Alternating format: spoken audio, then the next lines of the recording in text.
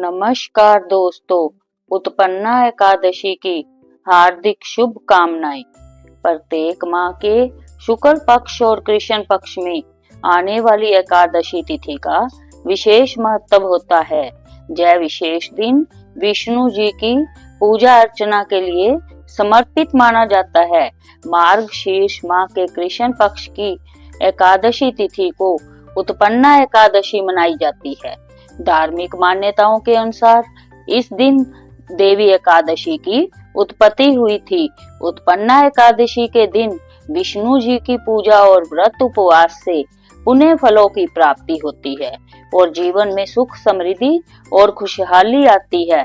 भगवान श्री कृष्ण ने स्वयं एकादशी माता के जन्म और इस व्रत की कथा युधिष्ठिर को सुनाई थी।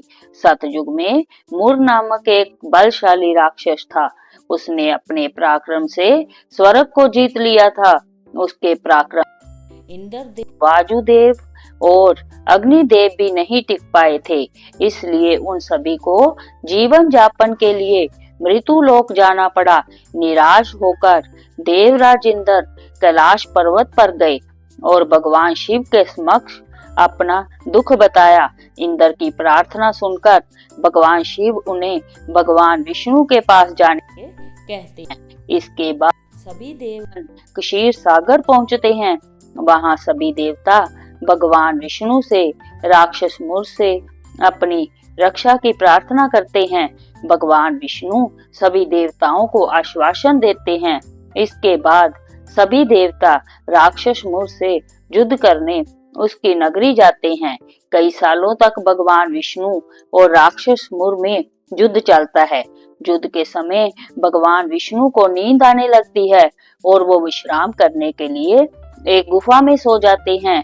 भगवान विष्णु को सोता देख राक्षस मूर उन पर आक्रमण कर देता है, लेकिन इसी दौरान भगवान विष्णु के शरीर से कन्या उत्पन्न होती है।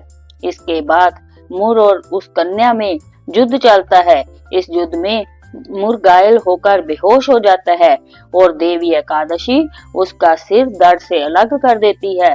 इसके बाद भगवान विष्णु की नींद खुलने पर उन्हें पता चलता है कि किस तरह से उस कन्या ने भगवान विष्णु की रक्षा की है।